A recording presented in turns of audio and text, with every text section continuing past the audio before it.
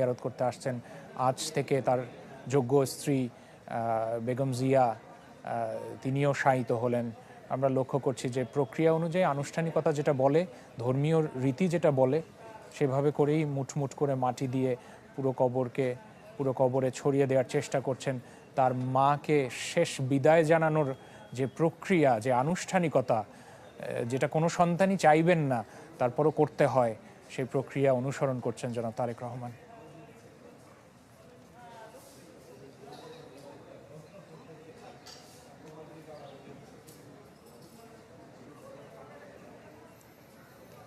এরপর তার কর্ম থেকে যাবে, তার রাজনৈতিক বর্ণিল ইতিহাস, বর্ণিল ক্যারিয়ার থেকে যাবে। কিন্তু আজকের পর আর এই মুহূর্তের পর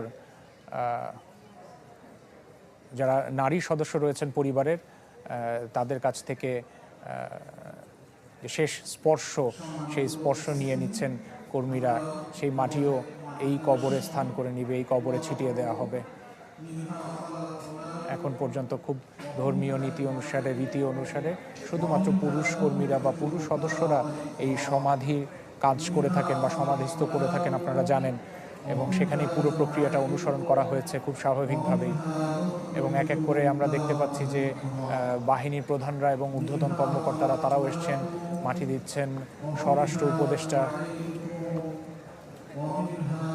এবং এক এক করে গুরুত্বপূর্ণ ব্যক্তিবর্গ এই আনুষ্ঠানিকতায় অংশ নেবেন, এই প্রক্রিয়ায় অংশ নেবেন।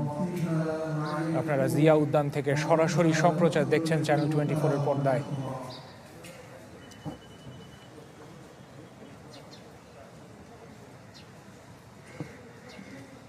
না জানে কত মানুষ এখন এই জিয়া উদ্যানের বাইরে অধীর আগ্রহে অপেক্ষা করছেন। তারা আবেগ আপ্লুত।